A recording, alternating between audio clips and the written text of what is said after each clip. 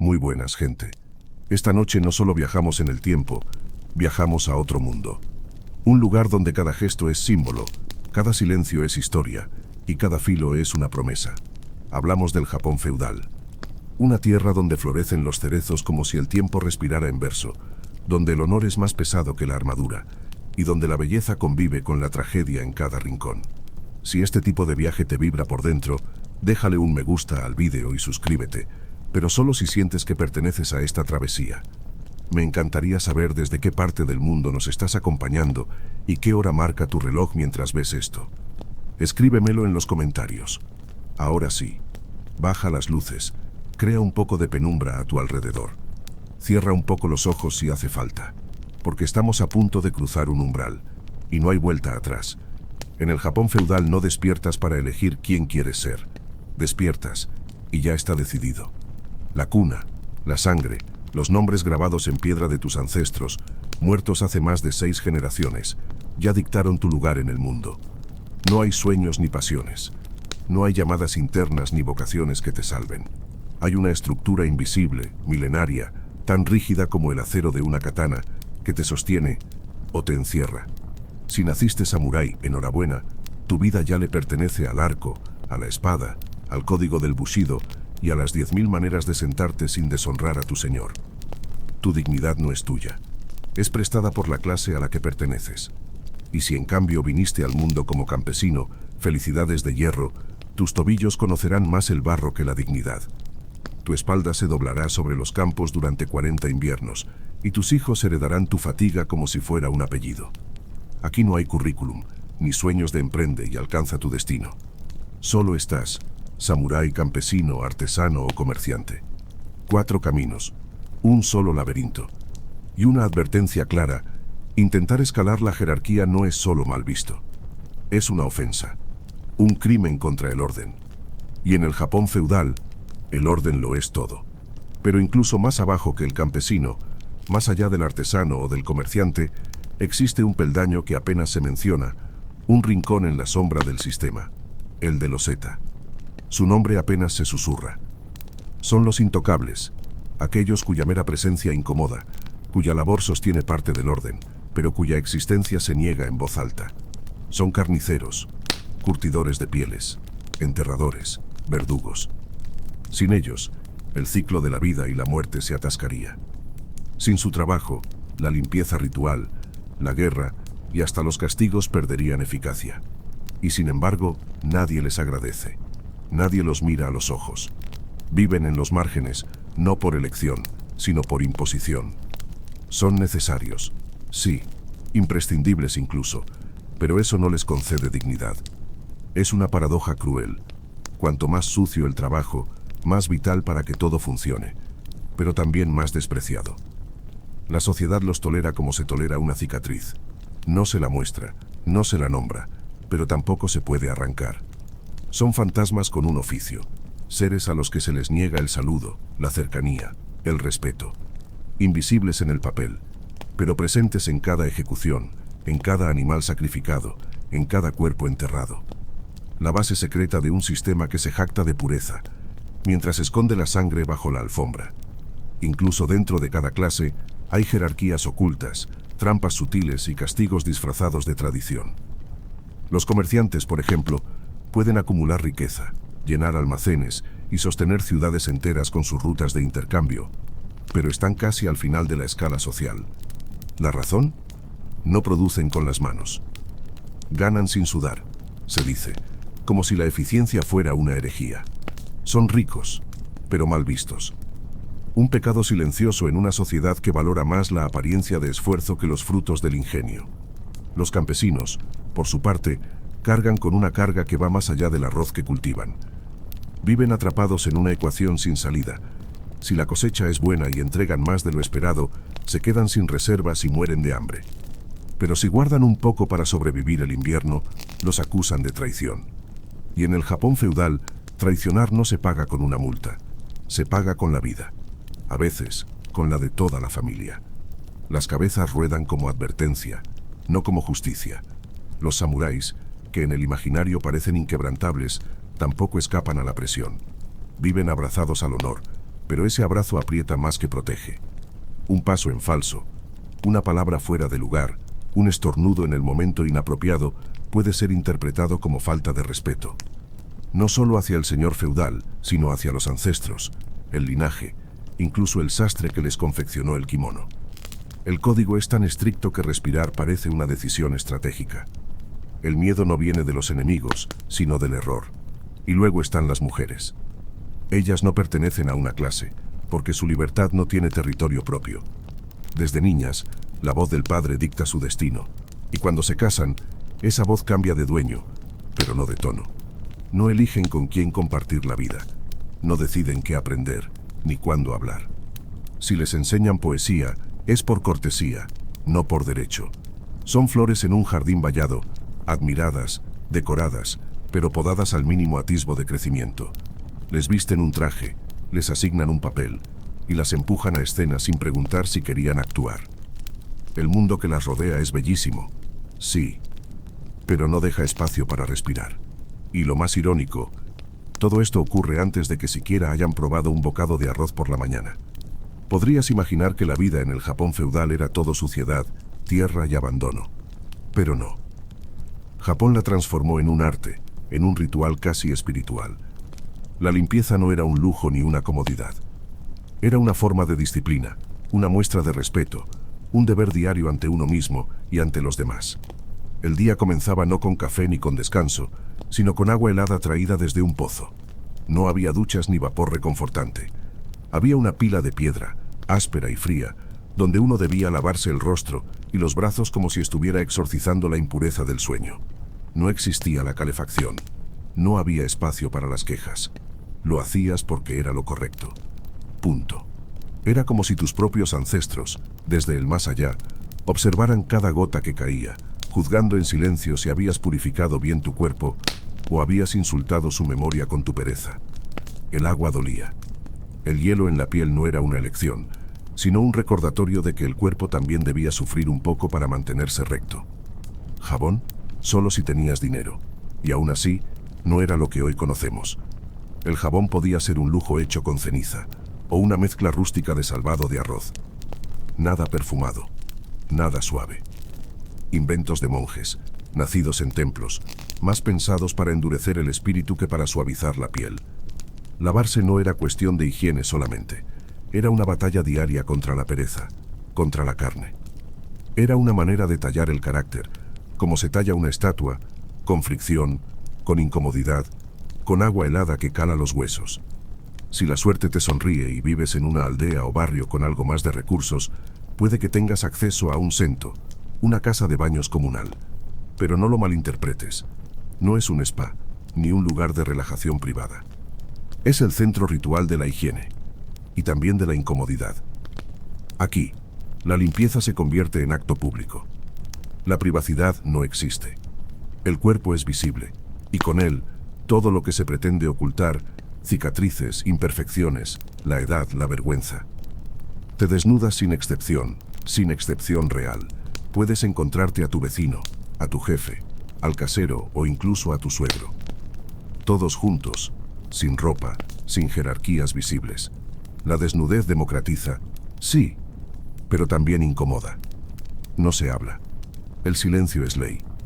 Solo se escuchan los sonidos del agua y del roce de las toallas ásperas. El protocolo es estricto. Primero frotarse, lavarse a fondo en los bancos laterales, sin dejar rastro de sudor ni de tierra. Solo después puedes entrar a la gran tina compartida, ese estanque de agua caliente donde la comunidad se sumerge como si fuera una ceremonia. Y cuidado, ensuciar el agua no es solo una falta de educación, es suicidio social. Un acto imperdonable. Manchar el baño con sudor, jabón o piel sin lavar es peor que gritarle a un superior. El baño no es solo un lugar para el cuerpo, es una extensión del honor colectivo. Cualquier error, cualquier descuido, puede convertirte en un paria. Porque en el Japón feudal, incluso la manera en que te bañas habla de quién eres. Y todos están mirando, aunque nadie diga nada. Y si no tienes acceso a un baño comunal, haces lo que puedes, cuando puedes. Te las arreglas con ingenio, resignación y mucho cuidado. Te limpias los dientes frotando sal marina o masticando una ramita, tallando suavemente hasta que crujan los nervios. Las uñas, siempre limpias, no por vanidad, sino porque cada detalle es observado. La ropa no siempre se lava, pero sí se airea, se sacude, se endereza. No hay perfumes, ni lujos. Hay vergüenza. No la superficial, sino la profunda, la que nace del deber moral y espiritual de presentarse ante el mundo sin mácula. Y si eres samurái, la presión se multiplica como castigo silencioso. No basta con ser honorable, hay que parecerlo. Tu señor puede exigirte una inspección en cualquier momento, sin previo aviso, desde la cabeza hasta la punta del dedo pequeño del pie. Una uña con suciedad no es un descuido, es una ofensa. Un pliegue arrugado en el kimono puede interpretarse como falta de respeto. Y si al inclinarte desprendes un olor fuerte o desagradable, quizá no te den oportunidad de volver a erguirte. En una cultura donde la forma es fondo, incluso el aliento puede decidir tu destino. Las mujeres, por su parte, no escapan a esta lógica. Todo lo contrario. La exigencia sobre sus cuerpos es una ceremonia implacable. Deben oler a flor de cerezo y disciplina, como si su piel fuera parte del protocolo estatal. Se someten a baños rituales con una precisión casi militar. Usan aceites, esencias, infusiones. Se peinan durante horas, construyendo verdaderas arquitecturas sobre sus cabezas, todo para machacar arroz todo el día. Y aún así, parecer elegantes, delicadas, perfectas. Japón estaba limpio, impecable. Pero esa limpieza tenía un precio. No se pagaba con dinero, sino con agua helada, con horarios estrictos, con una rutina de aseo interminable y con la constante sensación de estar siendo observado. Porque incluso los talones, los más humildes rincones del cuerpo, podían ser motivo de juicio. Y en el Japón feudal, ser juzgado era tan peligroso como deshonrar. Desde fuera, la vida del samurái parece sacada de una leyenda, armaduras que relucen bajo el sol, katanas forjadas con precisión divina, sedas finas ondeando en jardines de ciruelos, pétalos flotando al viento mientras se camina con paso firme hacia el deber. Todo parece épico, casi poético. Pero esa es solo la portada. La letra pequeña, la que pocos quieren leer, cuenta una historia muy distinta. Una historia de control absoluto. El Bushidok, que se traduce como el camino del guerrero, no es un manual de combate. Es una filosofía que regula cada gesto, cada palabra, cada pensamiento. Ser samurái no significa vivir con libertad, significa vivir en función de otro. Tu vida no te pertenece. Le pertenece a tu daimyo, el señor feudal al que sirves. Su palabra no se discute. Es ley inmutable. Su estado de ánimo es el clima emocional de tu día. Si está de buen humor, respiras. Si no, contienes el aliento. Tu lealtad debe ser total, más allá de la lógica o la supervivencia. No se trata de evitar la traición. Se trata de eliminar incluso la posibilidad de parecer tibio. Preferir la muerte lenta, dolorosa, brutal, a decepcionar aunque sea un poco. No obedecer una orden. Deshonor. No ejecutarla con perfección. Deshonor. Alzar la voz sin permiso. Deshonor. Parpadear fuera de tiempo en medio de una ceremonia del té, durante la cual todo está coreografiado al milímetro, también deshonor. Y el deshonor no se discute. No se repara con disculpas. Se expía. Y muchas veces, la forma aceptada de hacerlo es el seppuku, el suicidio ritual. Una rodilla en el suelo, una túnica abierta, el tantuk, una daga corta, en la mano temblorosa. Un corte preciso en el vientre, de izquierda a derecha, a veces con un asistente que decapita para evitar el sufrimiento prolongado. Pero no se hace por desesperación. Se hace por dignidad. Porque en esa sociedad, morir con honor era preferible a vivir con mancha. No era un caso raro. Era una costumbre aceptada, admirada. Un símbolo de integridad llevado al extremo. En el Japón feudal, incluso el final debía estar a la altura del código. En la vida del samurái no hay descanso. No existen los días libres, ni el ocio como lo entendemos hoy. Cada jornada es entrenamiento. Cada amanecer, una oportunidad de perfeccionar cuerpo, mente y espíritu. Practicas esgrima con el mismo fervor con el que estudias poesía. Manejas el arco hasta que los dedos sangran, cabalgas como si tu vida dependiera de la velocidad del galope y memorizas tácticas de batalla como quien estudia escrituras sagradas. Pero también entrenas la caligrafía, el trazo sereno, controlado, como si escribir fuera otra forma de esgrimir. porque lo es. Incluso las letras deben tener filo. La postura es impecable. La espalda, recta como una espada. Los movimientos, medidos, contenidos, sin espacio para la espontaneidad. El rostro, sereno, casi inmutable, como si la alegría fuera un lujo innecesario. Reír a carcajadas es visto como una vulgaridad infantil. Mostrar miedo, una grieta en la armadura del alma. La emoción es una amenaza al equilibrio, y por eso se reprime. Todo gesto debe ser comedido, todo paso calculado. Tu espada, por supuesto, debe estar siempre limpia, como una extensión del honor que portas. Pero más importante aún es tu conducta, tan honorable, tan contenida, que puede llegar a incomodar a quienes no entienden ese tipo de disciplina. Es un espejo que refleja las fallas ajenas.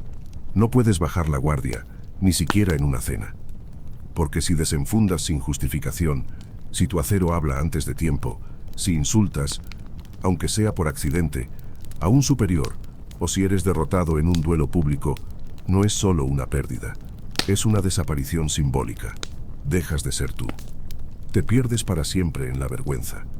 Por eso vistes bien la armadura. No solo para el combate, sino como símbolo de que todo está en orden.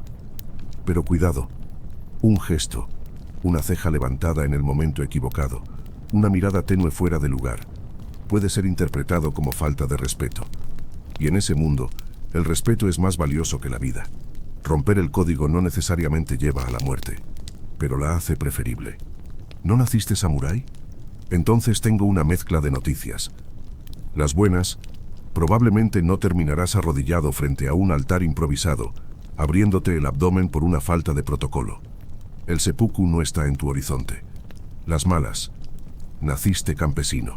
Y eso, en el Japón feudal, significa una existencia tejida con barro, sudor y un dolor de espalda crónico que te acompaña como sombra. Tu vida no es tuya. Es una extensión del campo, una prolongación del cultivo. Cada amanecer es una cuenta regresiva, el impuesto en arroz espera, y no se retrasa por lluvia, enfermedad o luto. Te levantas con el sol, pero no por devoción espiritual ni por admirar el paisaje. Lo haces porque no tienes opción. El día se come tus fuerzas y te exige cada músculo. El arroz, esa base sagrada de la dieta japonesa, no es solo tu sustento, es tu condena. Debes cultivarlo, cosecharlo, entregarlo.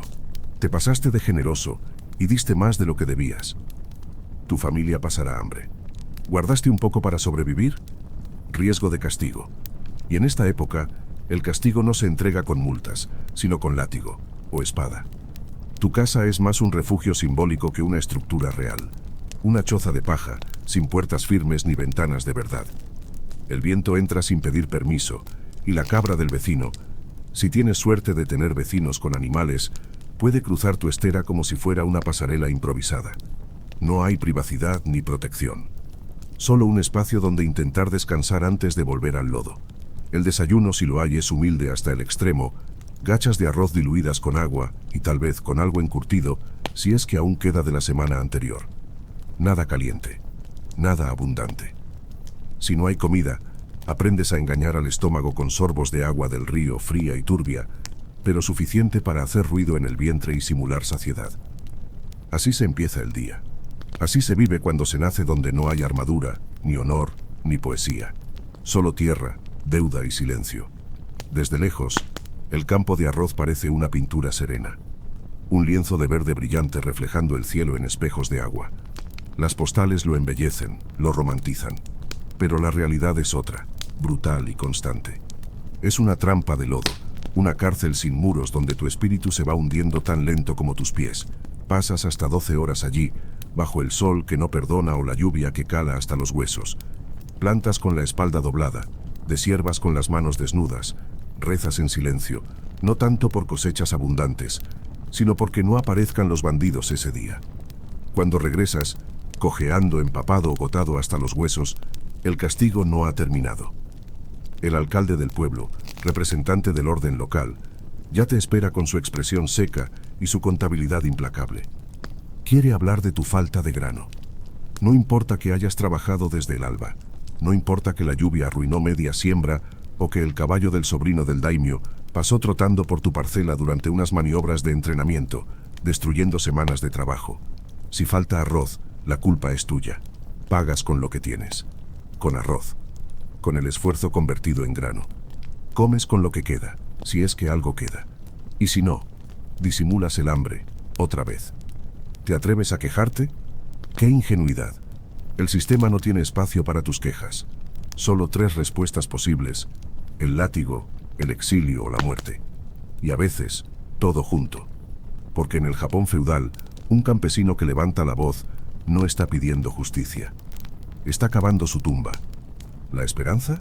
Si el destino se ablanda, si logras sobrevivir décadas de cosechas inciertas, de inviernos crueles y de huesos que crujen con el cambio de estación, tal vez te conviertas en anciano del pueblo. Un título honorífico. Te pedirán consejo con respeto, te escucharán con reverencia, y luego harán lo contrario. Porque la sabiduría, como el arroz viejo, parece más decorativa que útil. Y cuidado, no puedes abandonar la aldea sin autorización oficial. Salir sin permiso equivale a desertar, a traicionar, a convertirse en fugitivo. Tu mundo se limita a lo que tus pies alcanzan caminando entre el barro. Eres prisionero de una tierra que no te pertenece, encadenado al arroz, con reuma que llega puntual cada estación como si también pagara impuestos. No sueñas, sobrevives. Fiestas, sí hay. Breves, escasas, pero sagradas. Son esos momentos fugaces en los que el cuerpo cansado se permite un respiro y el alma se suelta, aunque sea por unas horas. Te emborrachas con sake aguado, de sabor áspero y diluido, pero suficiente para calentar el pecho y entumecer las preocupaciones. Bailas en círculo con los demás aldeanos, siguiendo una música repetitiva y ancestral que parece más un ritual que una celebración. No hay lujo, ni espectáculo. Solo risas gastadas, pies descalzos y la esperanza de olvidar, por un instante, que en 4 días volverás a meter las manos en el barro hasta los codos. La fiesta no es una escapatoria, es un paréntesis. Un intento desesperado de recordarte que sigues siendo humano, aunque la vida te insista en lo contrario. Porque a pesar de todo, eres la base de la economía. Sin ti no hay arroz, y sin arroz no hay imperio. Eres el origen silencioso de cada comida, de cada ceremonia, de cada soldado bien alimentado que jura lealtad al daimio mientras tú masticas sobras frías. Y sin embargo eres invisible. El campesino es el motor que nadie aplaude, el engranaje esencial que todos olvidan. Los samuráis desenvainan sus espadas con solemnidad, los poetas escriben sobre el monte Fuji, los comerciantes cruzan puertos. Pero tú solo estás ahí, empapado de tierra, cargando el peso de un sistema que nunca mirará en tu dirección. Tu fiesta es el eco de una alegría que no termina de cuajar. Un aplauso apagado en un mundo que ya se olvidó de ti mientras todavía estás bailando. Si esta historia te atrapó, suscríbete y activa la campana. Lo que has escuchado es solo la superficie. Aún quedan secretos, códigos rotos y vidas ocultas bajo la seda del Japón feudal. Síguenos para no perderte el próximo capítulo, donde el silencio también tiene filo. Tienes hambre. No una quejumbrosa, de antojo, sino esa que se instala detrás del estómago y se convierte en parte del cuerpo, como un hueso más. Has estado sudando desde que salió el sol, y ahora, cuando el cuerpo tiembla por dentro, la comida no es un momento de placer. Es una tregua, una necesidad urgente, sin lujo, sin emoción. Comer es seguir vivo. Nada más. Si eres campesino, el menú es predecible. Arroz por la mañana, arroz al mediodía, arroz por la noche. Si hay arroz. Porque a veces, lo que hay es cebada, disfrazada, camuflada en el tazón para engañar a la vista. Los dientes lo notan. El estómago también. De acompañamiento. Quizá un nabo hervido, o un rábano encurtido, si los dioses se levantaron de buen humor ese día, que aporta más textura que sustancia. La carne no es para ti. Es privilegio reservado. Pertenece al daimyo, a su familia, o, con algo de suerte, a esa gallina rebelde que, misteriosamente, desapareció una noche.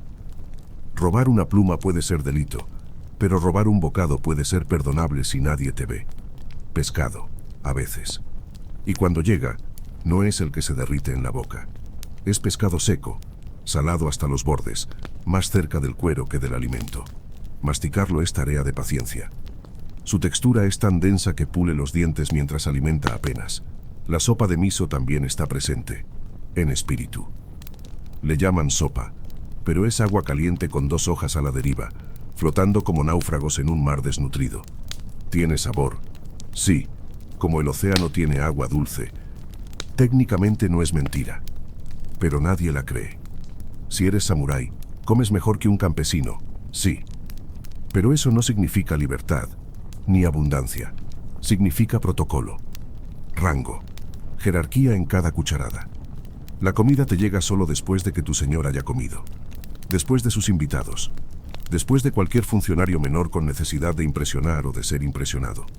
Tú esperas, no con hambre, sino con autocontrol. El arroz puede estar frío, la sopa también, pero tu expresión debe ser cálida, agradecida, como si te sirvieran un banquete celestial. Porque parte de tu entrenamiento no es solo en combate, es en renuncia, en fingir gratitud mientras el estómago protesta en silencio. Todo lo que comes es estacional, pero no por filosofía orgánica ni por respeto al producto local.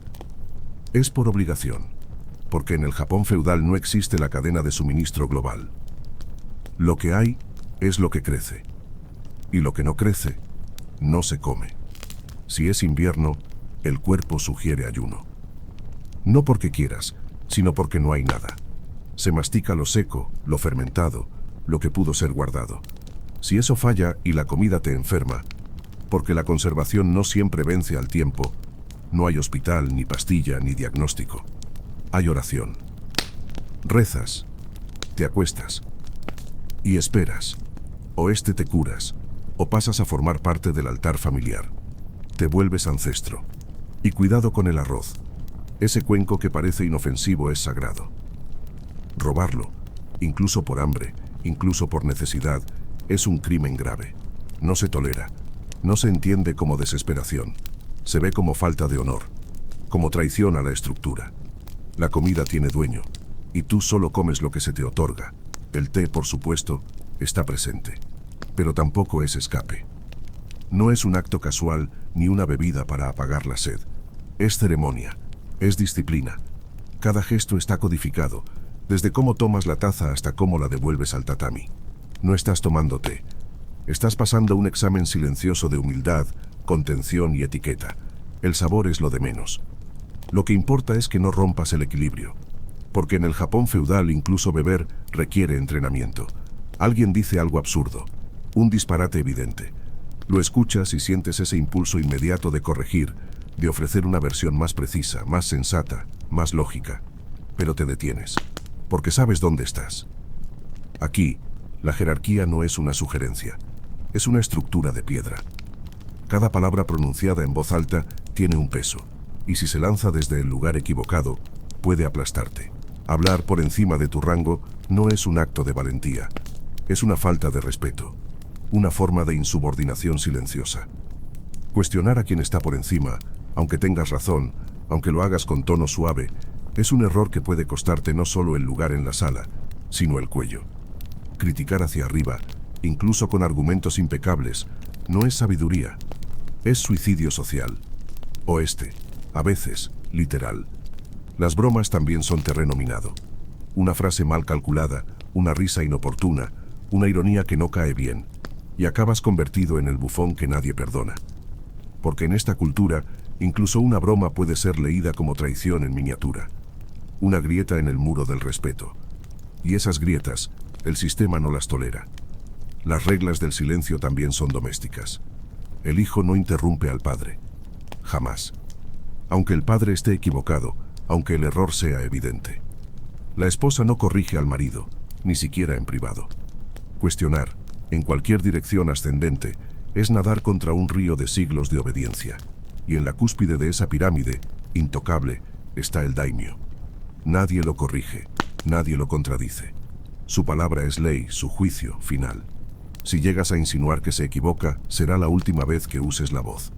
Porque en el Japón feudal, explorar el más allá por punta de espada no es una metáfora, es el protocolo.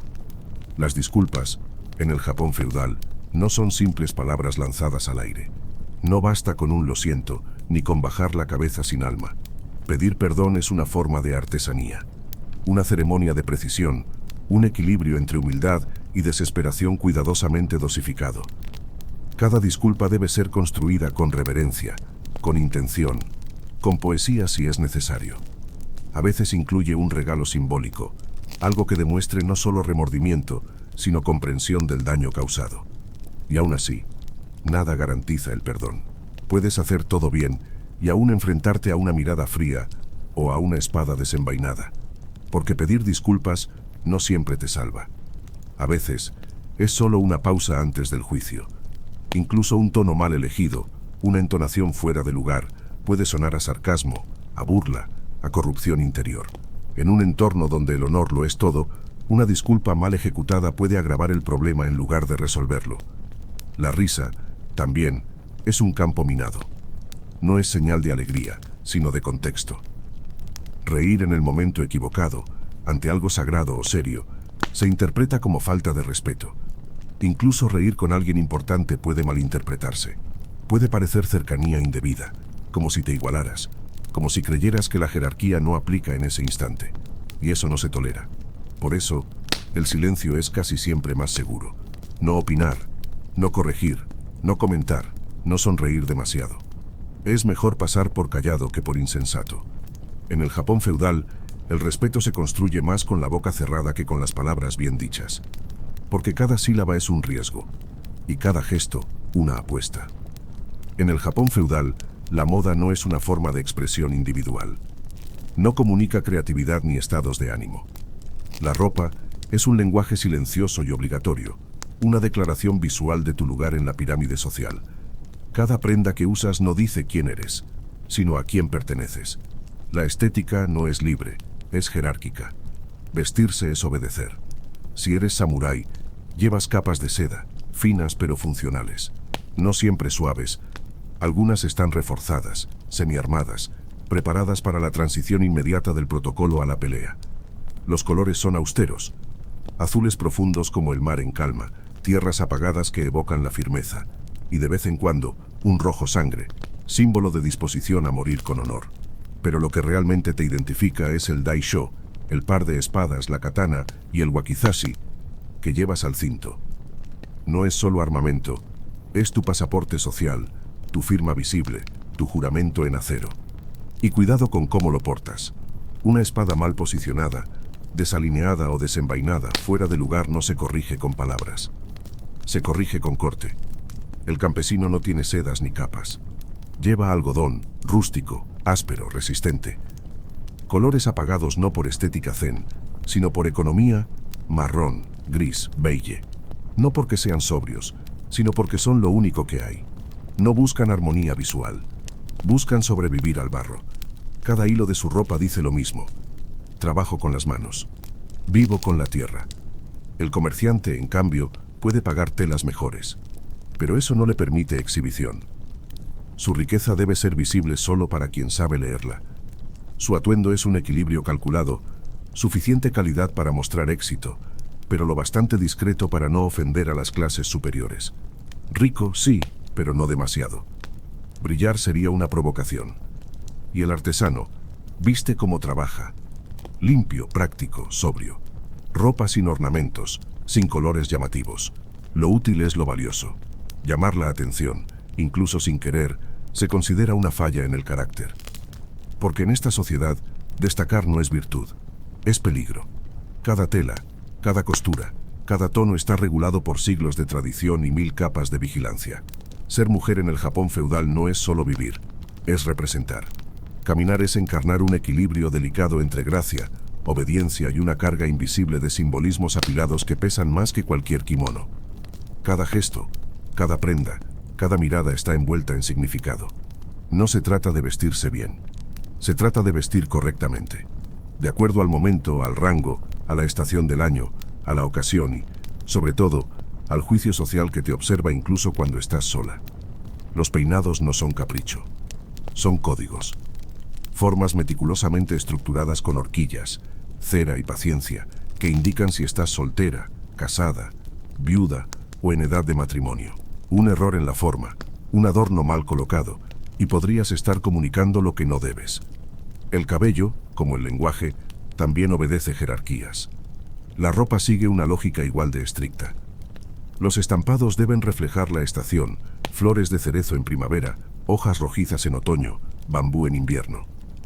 Llevar un diseño fuera de temporada no es solo un error estilístico, es una afrenta cultural. Una mujer que viste mal no solo se deshonra a sí misma, deshonra a su familia, a su linaje, a su marido y a sus ancestros. No se ve como descuido, se ve como una grieta en la educación, como una mancha en la dignidad del hogar. Y quien vigila que esas grietas no aparezcan, y si aparecen, las señala con precisión quirúrgica. Suele ser tu suegra. No solo es tu crítica de moda, es tu examinadora moral. Evalúa tus silencios, tus costuras, el ángulo de tu reverencia. Para ella, cada detalle es reflejo de tu alma. Y no se conforma con que luzcas correcta. Debe ser una extensión del honor familiar, un retrato viviente de la disciplina y la decencia. En ese equilibrio frágil se camina toda la vida. Quizá imaginaste un Japón romántico, con paseos nocturnos bajo faroles de papel, versos susurrados en jardines secretos y besos robados entre hojas de arce. Pero esa imagen vive en las novelas, no en las aldeas.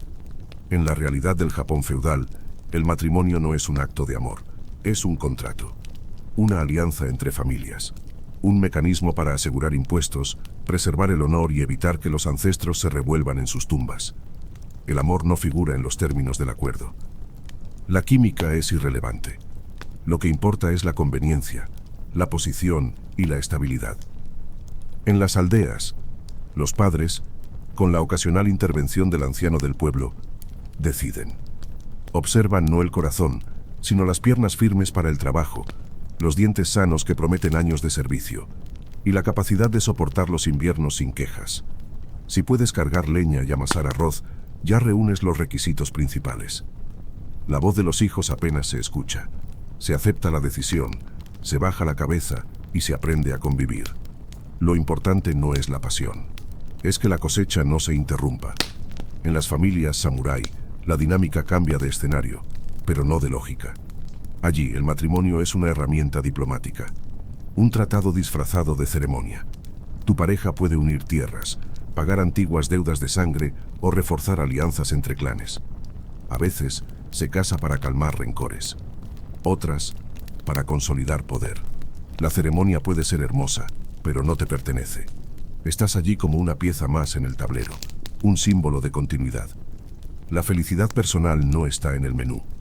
No se espera, no se busca. Si llega, es por accidente. Lo que se busca es la estabilidad, el equilibrio familiar, la honra de los apellidos. Todo lo demás es literatura. En el Japón feudal, casarse no era un final feliz. Era el inicio de una nueva obligación. Cartas de amor, sí, a veces existen. Escritas con una caligrafía tan cuidada que cada trazo parece una flor. Palabras elegidas con precisión poética, adornadas con metáforas de estación, el ciruelo que florece antes del deshielo, la luna que se esconde detrás de un kimono blanco, la lluvia que cae sobre hojas secas como suspiros no correspondidos. Pero incluso estas cartas, que parecen tan delicadas, no viajan solas.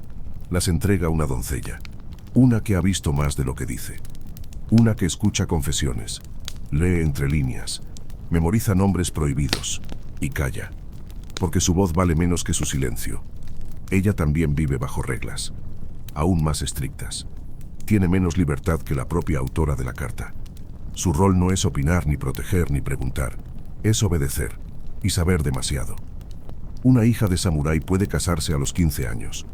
En ese momento ya ha pasado años perfeccionando la caligrafía, memorizando los gestos exactos para servir una taza de té, cosiendo con precisión milimétrica y entrenando su rostro para que no revele decepción, tristeza ni anhelo.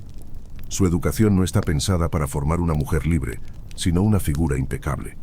Su tarea no es decidir, sino mantener el equilibrio, dar a luz a los herederos, servir sin error, y jamás enamorarse del maestro de flauta que llega cada jueves a enseñar música en los pasillos del clan.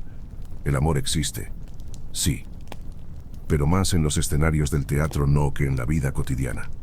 En esas obras lentas y melancólicas, los amantes se buscan sin encontrarse, se tocan con la mirada y se desvanecen en niebla, condenados por el deber, por la guerra, por el tiempo. Esos amores trágicos son permitidos como ficción, como advertencia, como poesía. En la vida real, el amor no es romántico, es imprudente, es subversivo, es un lujo que puede costar el apellido, el honor o la vida. Amar fuera del deber es traicionar las expectativas. Y en el Japón feudal, todo lo que escapa del deber es peligro. El samurái no solo camina con 2 espadas, camina con una decisión tomada. Cada paso lleva escondido un plan de muerte. No se trata de desesperanza, sino de protocolo, de honor. La vida del samurái está diseñada con una salida clara: morir si no cumple. Perder una batalla no es solo una derrota militar, es una mancha que exige lavarse con entrañas. Si por error o accidente mancha el kimono de su daimyo, si interrumpe un ritual, si deshonra aunque sea mínimamente el código, el camino no es la disculpa, es el seppuku. Una ceremonia tan regulada como la del té, pero donde la sangre sustituye al vapor. El corte en el vientre no es improvisado. Es un acto solemne, coreografiado, observado. Un último gesto de control. Un final digno, aunque implacable. Pero la muerte no es privilegio exclusivo de la clase guerrera. El campesino también vive con ella al acecho. Solo que sin ceremonia, sin ritual, sin testigos que reconozcan su valor. Si la cosecha falla, muere de hambre. Si llueve demasiado o no llueve en absoluto, el arroz se pudre o no nace, y la muerte llega en forma de debilidad, fiebre y ausencia. Si estalla una peste, y estalla seguido, los más frágiles caen primero. No hay médico, no hay consuelo. Si los bandidos aparecen, que lo hacen cuando la cosecha es buena o cuando el hambre los empuja, la espada no está de tu lado. Lo único que puedes hacer es esconderte o rezar. Los caminos también son sentencia. Viajar no es aventura, es un riesgo. Hay asaltantes, soldados hambrientos, autoridades corruptas. La idea de visitar a un primo, incluso en la aldea vecina, se convierte en una ilusión pospuesta. Cuando alguien dice quizá el próximo año podamos ir a verlo, lo que en realidad está diciendo es si seguimos vivos para entonces. La muerte, en el Japón feudal, no es sorpresa, es rutina. Y vivir, un ejercicio de resistencia silenciosa. El nacimiento, en el Japón feudal, no es celebración garantizada, es una apuesta. Un lanzamiento de dados, pero con la balanza cargada en contra. El parto no es un evento médico, sino un desafío a la suerte y a los dioses. La comadrona asiste, sí, pero más con experiencia que con instrumentos. Las manos suplen lo que la medicina aún no sabe. Y si algo sale mal, una hemorragia, un giro inesperado, una fiebre, no hay bisturí, no hay anestesia, solo plegarias. La cirugía es un susurro al cielo. A veces funciona, a veces no. Y si eres mujer, tu deber no acaba con traer vida. También podrías estar llamada a abandonarla. Si tu marido, samurái, muere deshonrado, porque perdió un duelo, falló una misión o simplemente ofendió al daimyo, puede esperarse que lo sigas. No con flores ni luto, con cuchillo. No es un gesto romántico, es una muestra de fidelidad absoluta. El amor no es la razón. El deber sí. La misma sociedad que te enseñó a servir el té con precisión, ahora te pide que tomes una daga y completes el rito de la lealtad. Y como si la vida no fuera ya frágil por dentro, la naturaleza se encarga de recordarte que también lo es por fuera. Japón, tierra de montañas y belleza sublime, también es tierra de furia. Terremotos que parten templos en dos. Tifones que arrancan techos como si fueran papel. Tsunamis que se tragan aldeas completas en minutos. Inundaciones que no preguntan antes de borrar campos y caminos. El archipiélago es un artista del desastre. Y aún así, se espera que aceptes. Que no te quiebres. Que no maldigas. Llorar en exceso o maldecir al cielo no solo es mal visto. Es indigno. La virtud está en la serenidad, incluso frente al fin. El verdadero héroe, cuando todo se derrumba, no grita. Compone un poema final. Una última estrofa escrita con tinta o en la mente. Luego se inclina, con respeto, como si el final fuera una visita esperada. Y entra a la muerte con la misma calma con la que, años antes, sirvió una taza de té. Hoy, la modernidad te susurra al oído. Sé tú mismo. Persigue tus sueños. Encuentra tu pasión. Pero en el Japón feudal, esa voz simplemente no existe. Allí, no se vive para el yo. Se vive como rama del árbol familiar. No eres un individuo aislado. Eres una extensión viva de tu apellido, una representación caminante de tu linaje. Lo que haces, lo que dices, lo que callas, todo afecta no solo tu presente, sino también el recuerdo de tus antepasados y la vida futura de tus descendientes. Tu identidad no te pertenece, pertenece a la casa. Incluso el samurái, que parece tan autónomo, no lucha por gloria personal. Lucha por su daimyo, por la casa que lo acoge, por el apellido que porta como armadura invisible. Cada gota de sudor en combate, cada decisión tomada en el campo, cada reverencia hecha en una ceremonia, habla no de él, sino del clan. Tus actos, buenos o malos, no se quedan contigo. Salpican hacia atrás y hacia adelante, manchan la memoria de tu padre y ensombrecen el futuro de tu nieto. ¿Quieres abrir una pequeña tiendita de fideos porque te apasiona cocinar? Encantador, pero irrelevante. Si tu clan cría caballos, tu destino ya está sellado. Cepillarás cascos, prepararás forraje y aprenderás a domarlos con precisión. Tu pasión personal es un ruido menor en la sinfonía del deber. ¿Te gusta pintar? Bien. Decorarás las paredes del templo familiar, pero siguiendo instrucciones específicas, bajo supervisión y en absoluto silencio. Lo artístico es permitido solo cuando sirve al propósito colectivo. La expresión individual, si desentona, es sospechosa. Y cuidado con los errores. No hay actos privados. Un escándalo fuera de tiempo, una borrachera en mala compañía, un poema que insinúe lo que no debe, una palabra altisonante dicha frente a oídos equivocados. Y la vergüenza no recae solo en ti. Es una avalancha que arrastra a toda la familia. Tus hermanos, tus primos, tu madre, tus futuros hijos, todos quedan manchados. La reputación en el Japón feudal no es un adorno. Es una coraza frágil que una vez rota, no se repara. Solo se entierra. Has sobrevivido a la jerarquía, a las reglas invisibles que dictan tu lugar desde la cuna. Has esquivado el filo de la espada, cumplido con tu deber y pagado tus impuestos en arroz, incluso cuando eso significaba quedarte con el estómago medio vacío. Pero nada de eso te prepara para el siguiente enemigo, el clima. Porque en el Japón feudal, la naturaleza no es un telón de fondo. Es protagonista. Y no tiene misericordia. Los tifones llegan como monstruos celestes, arrancando techos con la misma facilidad con la que el viento dobla ramas. El río, tranquilo ayer, se desborda hoy sin previo aviso, y arrastra tu cosecha como si fuera basura flotante. El arroz, ese mismo por el que trabajaste durante semanas, ahora navega corriente abajo, fuera de tu control, fuera de tu futuro. Y luego están los terremotos. No hay advertencia, no hay tiempo. La tierra tiembla, vibra, grita, y todo lo que es de madera, que es casi todo, se convierte en ruina. Tu casa, tu altar, tus herramientas, todo puede colapsar en un instante. Hasta tu lámpara de aceite, olvidada por la noche, se convierte en una mala idea cuando las paredes tiemblan. Basta una chispa para que el fuego lo consuma todo. La fragilidad está en cada esquina.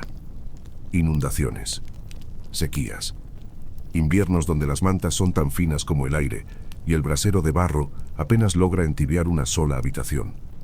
No hay electricidad, no hay sistemas de calefacción, solo el intento constante de no congelarse mientras afuera nieva y adentro tiemblas. Y lo peor, Japón no solo está en el mapa, está sobre el anillo de fuego. Tierras sísmicas, islas volcánicas. A veces, el monte simplemente decide despertar. Y cuando lo hace, ni el honor ni la obediencia sirven de escudo. ¿Esperas ayuda? No la hay. No existe una agencia federal de emergencias. Nadie viene con mantas, ni con arroz, ni con promesas de reconstrucción. Si tu casa cae, la levantas tú. Si la comida se estropea, pasas hambre. Y mientras tanto, el señor feudal sigue cobrando. Su recaudador llegará igual, bajo la lluvia, sobre la ceniza o entre escombros. Porque el desastre no es excusa. El deber no caduca. Y el sistema, ese sí, nunca tiembla. En el Japón feudal, aprender no es un derecho universal. Es un privilegio escalonado, estrictamente determinado por el lugar en el que naciste. La educación es otra forma de jerarquía, otro reflejo del orden social. No se enseña para liberar, sino para preparar a cada uno para el papel que le fue asignado. Aprender, en realidad, significa adaptarte a tu destino. Los hijos de samurái reciben una formación que mezcla rigor, disciplina y refinamiento. Aprenden letras desde pequeños, no solo para leer, sino para escribir poesía con precisión estética. Estudian el arte del arco y de la espada con igual seriedad. Etiqueta, caligrafía, estrategia militar, equitación. Todo forma parte de una educación integral que les enseña a controlar el cuerpo y el espíritu. A los 14 años ya dominan no solo las armas, sino también el arte de componer un jisei, un poema de muerte, como si anticipar la despedida fuera tan importante como empuñar la katana.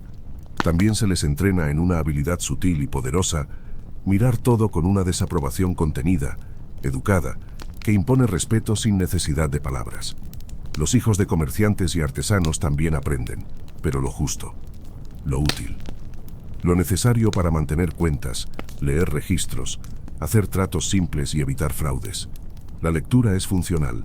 El conocimiento es herramienta, no adorno. No hay tiempo para metáforas ni duelos poéticos. Cada lección tiene un propósito económico o técnico. Y eso es suficiente. Más sería sospechoso. Para los campesinos, el aprendizaje empieza antes que el alba. Nadie enseña con palabras. Se aprende mirando, imitando, obedeciendo. Esta es la azada. Este es el arroz. No hay libros. Hay barro. Hay madrugar antes de que el sol gane altura. Se enseña cómo regar, cómo sembrar, cómo evitar plagas. No hay exámenes, pero sí consecuencias. El error no se corrige con tiza, sino con hambre. Y las niñas, salvo que nazcan en la élite, su educación ocurre entre paredes de madera y silencio.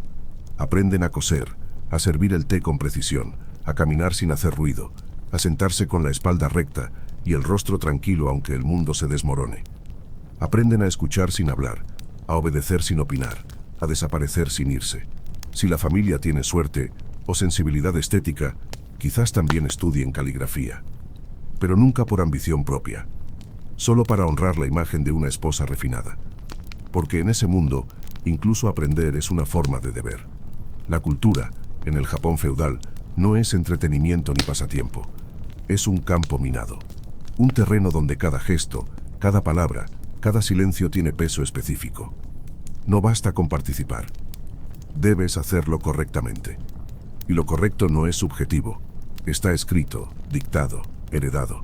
Se espera que lo sepas. Se exige que lo apliques. Tomemos la ceremonia del té. Desde fuera parece un acto simple, servir una bebida. Pero en realidad es una coreografía estricta, un ritual donde cada movimiento está cronometrado con la precisión de un reloj de arena invisible. Cómo tomas el cuenco, cómo lo giras, cómo respiras antes de beber. Cada acción tiene un orden, un propósito, un simbolismo. Un error no es solo torpeza, es falta de refinamiento. Una grieta en tu educación. La caligrafía, por su parte, no es solo escritura. Es introspección visible. El pincel no traza caracteres, dibuja el alma. La fuerza del trazo, la respiración entre líneas, el equilibrio del blanco y el negro, todo habla de ti. Si el trazo tiembla, el lector lo sabrá. Si estás enojado, el papel lo dirá.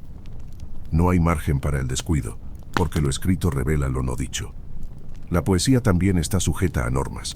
No vale cualquier palabra en cualquier papel. La metáfora debe ser justa. La estación del año, pertinente. El contexto, considerado.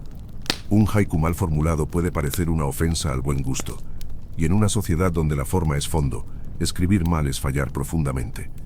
Incluso un arreglo floral, un ikebana, puede volverse juicio público. Si colocas la flor equivocada, si el equilibrio de las ramas no refleja armonía, si el jarrón no está alineado según lo dictado, pronto serás tema de susurros. Te mirarán con lástima o con burla. No lo dirán abiertamente, pero lo pensarán. Lo comentarán en voz baja. Porque en el Japón feudal, errar en el arte no es solo mal gusto. Es mal carácter. Después de todo lo que has visto, lo más honesto que podemos decirte es esto. No durarías ni un solo día. No porque seas débil, ni por falta de coraje, sino porque el Japón feudal no premiaba la autenticidad. No toleraba la espontaneidad. No había espacio para el yo. Este mundo exigía sumisión refinada, precisión casi inhumana y obediencia que no se cuestiona. Aquí no nacías para explorar quién eras. Nacías para interpretar un papel. Te daban un guión y esperaban que lo representaras hasta el último suspiro, con una elegancia tan contenida que a veces dolía. Si te salías de línea, si rompías el ritmo, si osabas levantar la voz, el sistema no debatía. El sistema respondía con acero. Japón fue hermoso, sí, pero no toda belleza acaricia. Algunas cortan. Y esta lo hacía con precisión ceremonial. Un mundo de disciplina impecable, donde cada gesto era arte. Y cada error, sentencia. ¿Quieres conocer otro mundo igual de letal, pero liderado por una mujer con timón en una mano y cuchillo en la otra? Entonces no te vayas. Suscríbete, activa la campana y acompáñanos en la próxima historia, Artemisia de Halicarnaso, la reina que navegó entre imperios, estrategias y sangre, y nunca pidió permiso. Antes de que el mundo inventara etiquetas como feminista, líder o traidora, Artemisia de Halicarnaso ya las estaba rompiendo todas. No pedía definición, la desafiaba. Era griega por sangre, persa por lealtad y mujer en un tablero diseñado por y para hombres. En una época donde el poder llevaba barba y armadura, ella gobernó con timón y estrategia. Halicarnaso, ciudad costera al suroeste de Asia Menor, era una joya estratégica dentro del vasto mosaico del imperio persa. Artemisia no nació reina, pero el destino, o quizás la muerte, la empujó al trono cuando su esposo falleció. En lugar de ceder el poder a un pariente masculino, como dictaban las costumbres y esperaban los consejos, ella lo tomó. Pero no con gestos suaves ni falsas reverencias. Tomó las riendas y las afiló. Cuando Jerjes, el rey de reyes, preparó su colosal invasión a Grecia hacia el año 480 antes de nuestra era, el mundo contuvo el aliento. Era un imperio en marcha, desde las selvas de la India hasta los templos del Nilo. Y entre los aliados convocados para aplastar a las polis rebeldes, apareció ella, Artemisia. No se presentó con ruegos ni gestos sumisos. No ofreció vendas ni plegarias. Ofreció barcos. 5 naves. No prestadas. Propias. Rápidas, armadas, letales. Y lo más inusual, comandadas por ella misma. Artemisia no envió capitanes en su lugar. Tomó el timón. Dio órdenes. Llevó su emblema a la guerra. En un mundo donde los tronos eran para hombres y las guerras se decidían por testosterona, un rey absoluto como Jerjes no solo la toleró, la escuchó. En los consejos de guerra, entre sátrapas de imperios menores, con botas manchadas de sangre y arena, su voz no temblaba. No hablaba para adular al trono. Hablaba para advertir. Donde otros asentían, ella analizaba. Cuando los demás decían lo que Jerjes quería oír, Artemisia se atrevía a decir lo que debía oír. Y antes de la famosa batalla naval de Salamina, fue clara. No pelees en estrechos. Pierdes tu ventaja. Las cifras no sirven cuando los barcos no pueden maniobrar. Pero Jerjes, embriagado de números, de poder, de orgullo, ignoró la advertencia. Eligió la arrogancia sobre la estrategia. El mar no discute, enseña, y lo hizo con hundimientos. El estrecho de Salamina, justo como Artemisia había advertido, se transformó en una ratonera de proporciones trágicas. Lo que debía ser una ofensiva naval majestuosa se volvió un embudo letal. Las poderosas naves persas, más numerosas y grandes, quedaron atrapadas unas contra otras, sin espacio para girar, sin aire para maniobrar. La superioridad numérica se convirtió en debilidad estructural. Como gigantes atrapados en un pasillo, comenzaron a colisionar entre sí, convirtiendo el mar en una coreografía de desorden. Mientras tanto, las trirremes griegas, ligeras, veloces, hechas para ese tipo de escenario, aprovecharon cada abertura. Se deslizaban como tiburones hambrientos entre ballenas heridas. Embestían, cortaban, remataban. El estrecho, tan estratégico como bello, se volvió tumba flotante para los barcos persas. Y en medio de ese caos, Artemisia no se desmoronó. No dudó. Siendo perseguida por una nave griega que la había identificado y que ahora se acercaba con intenciones claras de hundirla, tomó una decisión que los historiadores aún discuten con asombro y desconcierto. Ordenó virar. Pero no para huir, no para rendirse. Embistió a una nave aliada, una de su propio bando, y la partió en dos con su proa. Un acto impensado, inesperado, brutal. Pero no fue locura, fue táctica. La maniobra confundió al enemigo. El capitán griego que la perseguía, al ver a Artemisia hundir a una embarcación persa, asumió que debía ser de su lado. que era una desertora griega o quizás una traidora a Jerjes. La dejó escapar. Ni una flecha, ni una orden de captura. Solo confusión y silencio. Jerjes, observando todo desde una colina, como un dios menor contemplando el destino de hombres, vio la escena a la distancia. Según los cronistas, al enterarse de la maniobra, exclamó una de las frases más feroces y contradictorias de su reinado: mis hombres se han comportado como mujeres, y mi mujer como un hombre. En su boca era el elogio supremo. No por género, sino por valentía, por frialdad, por resultados. Lo que hizo Artemisia aquel día no fue un simple acto desesperado, no fue reflejo, ni suerte. Fue cálculo frío, inteligencia táctica en su forma más pura. No solo salvó su propia nave del hundimiento, salvó a su tripulación, hombres que confiaban en ella no solo como líder, sino como escudo entre el caos y la muerte. Y, más importante aún, salvó su vida, la única herramienta que podía usar para seguir influyendo, comandando, decidiendo. Donde otros comandantes se hundieron en el agua o en la vergüenza, ella regresó a tierra firme con crédito intacto. Su reputación no solo sobrevivió, creció. Jerjes, que había perdido miles de hombres y barcos en Salamina, encontró en ella una excepción. Un ejemplo. Un testimonio de lo que puede hacer la estrategia cuando el músculo fracasa. Mientras los nombres de almirantes cayeron en listas de culpables o se borraron por conveniencia, el nombre de Artemisia quedó grabado en la memoria imperial. No solo por lo que hizo, sino por cómo lo hizo. En medio del desastre, mantuvo la cabeza fría, las manos firmes y el mando intacto. Después del desastre en Salamina, Jerjes no solo había perdido barcos, había perdido dirección. El golpe no fue solo militar, fue moral. El invencible rey de reyes, que había cruzado el Helesponto con puentes flotantes y llevado su ejército desde los confines del este hasta las puertas de Atenas, ahora necesitaba rumbo. Y fue Artemisia quien se lo ofreció. No con florituras, sino con claridad. Le aconsejó: retírate, vuelve a Persia, has demostrado poder, has quemado Atenas, no provoques al destino más de la cuenta. Le recordó lo que muchos no se atrevieron a decir, que incluso los dioses dejan de tolerar la arrogancia si se les desafía una vez de más. Propuso dejar la guerra terrestre a Mardonio, un comandante capacitado, mientras el rey regresaba al corazón del imperio a preservar lo que aún era suyo. Era una estrategia de contención. Un repliegue con dignidad. Jerjes, el mismo que antes había ignorado advertencias, esta vez la escuchó y la obedeció. La confianza no se detuvo ahí. Le confió algo que en una corte antigua era equivalente a firmar un testamento con sangre: la tutela de sus hijos. Un gesto que, en cualquier trono del mundo antiguo, equivalía a declarar: confío en ti más que en mis generales, más que en mis parientes. Cuando regresó a Halicarnaso, ya no era solo una reina viuda que alguna vez gobernó contra la costumbre. Era una figura de peso, una estratega respetada.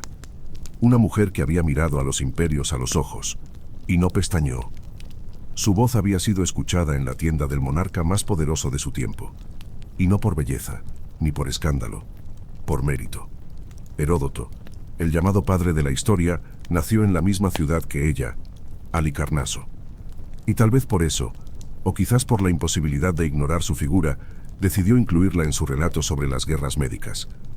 Pero no lo hizo con exageraciones ni caricaturas. No la convirtió en heroína de mármol ni en villana teatral. La retrató con una mezcla honesta de asombro y respeto. En sus palabras, Artemisia no es un mito, es una estratega, una presencia real. La describió como valiente en el campo de batalla, calculadora en el consejo, y capaz de mantener la cabeza fría cuando la mayoría solo sabía alzar la voz.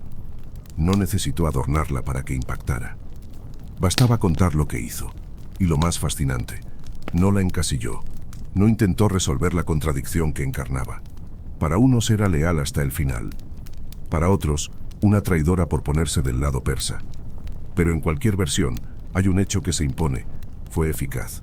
No importa desde qué ángulo la observes, su nombre resiste. Artemisia no buscó complacer, buscó vencer. Y lo logró, sin pedir permiso. Un siglo después, Halicarnaso volvió a pronunciar el mismo nombre con respeto: Artemisia. Otra mujer, otro tiempo, pero la misma ciudad.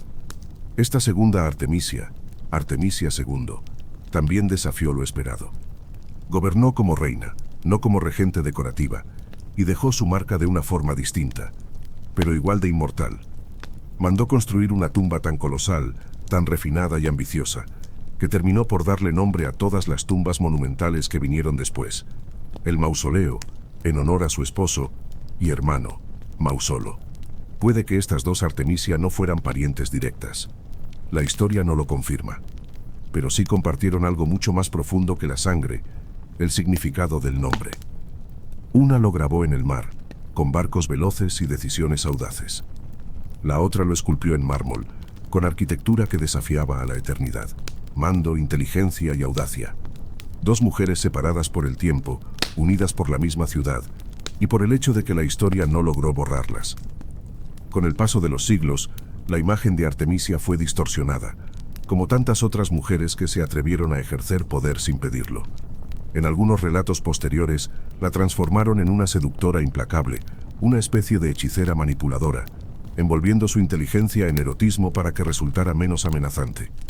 En otros, la convirtieron en una víctima del amor, arrojándose desde un acantilado por pena, como si el dolor romántico fuera su única tragedia legítima. Ninguna de esas versiones resiste el peso de los hechos. Cuando una mujer gobierna con la cabeza y no con el corazón, la posteridad suele disfrazarla. Si es demasiado fría, la llama bruja. Si es demasiado elegante, la llama muñeca.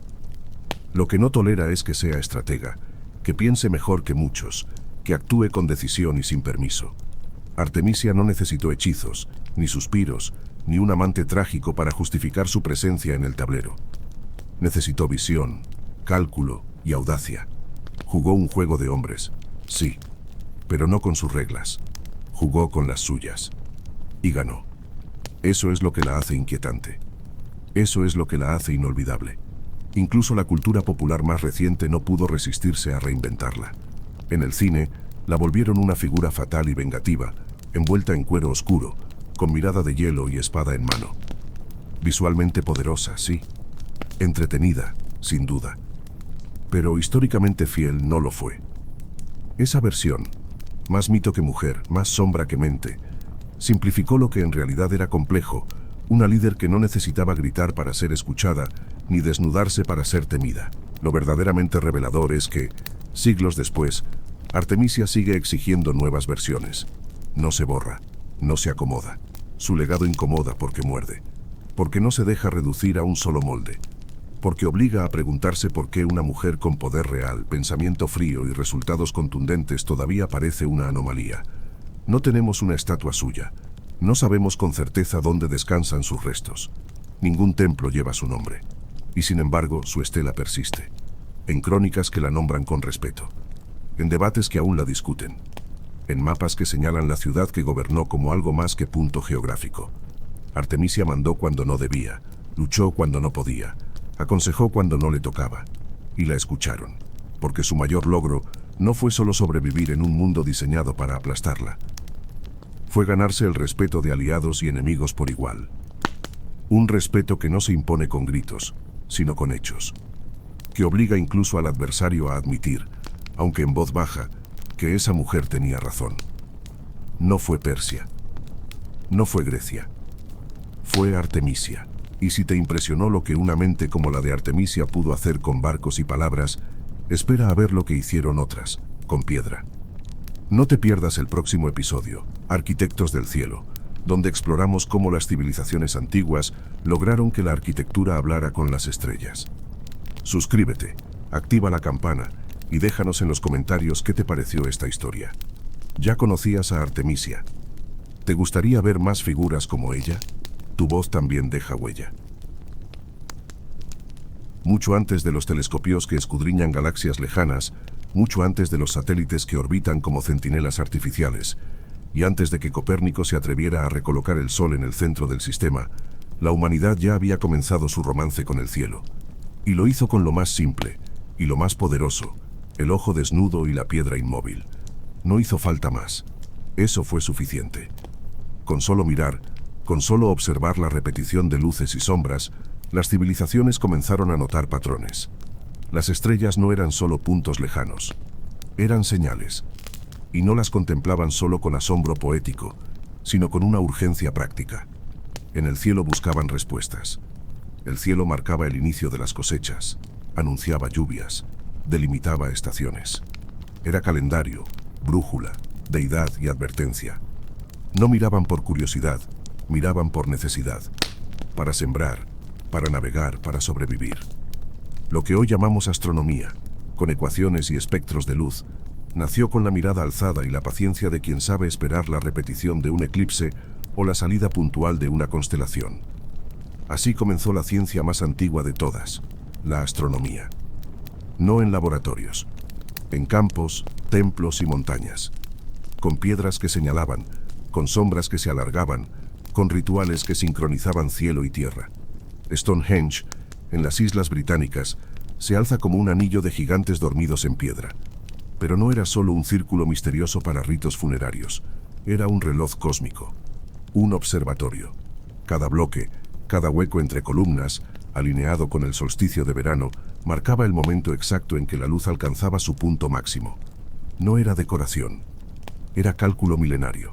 En el otro extremo del mundo, en el desierto del Sahara, antes de que existieran las pirámides de Egipto, en Napta Playa, grupos nómadas levantaron estructuras de piedra perfectamente alineadas con los movimientos del sol. En medio de la nada, construyeron sentido. Un observatorio solar que ya hablaba el lenguaje del cielo, cuando la historia escrita aún no comenzaba. Las pirámides mesoamericanas, en lo que hoy es México y Centroamérica, tampoco eran solo tumbas para reyes divinizados. Eran también herramientas de observación astronómica. En Chichén Itzá, por ejemplo, el castillo, la pirámide de Kukulcán, proyecta en los equinoccios la sombra ondulante de una serpiente que parece descender por las escaleras justo cuando el sol toca el ángulo preciso. No es magia, es astronomía convertida en arquitectura. En Karnak, Egipto, el sol se alza exactamente entre dos pilonos el día del solsticio de verano, como si el templo abriera una rendija celestial para dejar entrar al dios solar. Piedra y luz, sincronizadas con propósito y devoción. Y en la India, los Jantar Mantar, gigantescos instrumentos astronómicos tallados en piedra, miden la declinación de los astros con una precisión que avergüenza a nuestra ansiedad moderna por los datos inmediatos. Sin electrónica, sin pantallas, solo con sombra, geometría y paciencia. Estas estructuras no fueron erigidas para durar, fueron levantadas para señalar. No buscaban la eternidad en la piedra, sino en el momento exacto en que el cielo hablaba y la tierra escuchaba. En las vastas llanuras de Mesopotamia, hace más de 3000 años antes de nuestra era, los sumerios alzaron la vista y vieron más que estrellas. Vieron orden. En medio de la noche infinita, descubrieron patrones, ritmos celestes. No adoraron el caos, lo midieron. Trazaron los primeros calendarios lunares, contando las fases con una regularidad que aún hoy late en nuestros meses. Construyeron zigurat, no solo como templos, sino como torres de observación, elevando la mirada humana por encima del polvo, acercándola al firmamento. En tablillas de arcilla, marcadas con signos cuneiformes, dejaron registros precisos del movimiento de Venus, documentaron eclipses solares y lunares, y observaron cómo el cielo se repetía, como una coreografía de fuego lejana pero confiable. No solo veían, interpretaron, organizaron el tiempo. Y entre todas sus herencias, una estructura matemática se volvió eterna, la base sexagesimal. 60 segundos en un minuto, 60 minutos en una hora, 360 grados en un círculo. Cuando miras tu reloj o giras un compás, no estás solo usando una herramienta. Estás repitiendo un cálculo que nació en las riberas del Tigris y el Éufrates. Sus cuentas, talladas en barro y sol, resuenan cada vez que dividimos el tiempo, cada vez que orientamos el espacio. La astronomía no fue solo observación, fue el nacimiento de la medida. Los herederos de los sumerios, los babilonios, no solo miraron el cielo, lo sistematizaron, lo convirtieron en un almanaque cósmico, en una herramienta de predicción y control. El firmamento, para ellos, no era un misterio insondable, sino una página abierta escrita con luces móviles. Observaron durante generaciones, con una paciencia que solo nace del convencimiento de que todo se repite, si se observa lo suficiente. Compilaron sus conocimientos en textos que aún asombran por su complejidad y exactitud.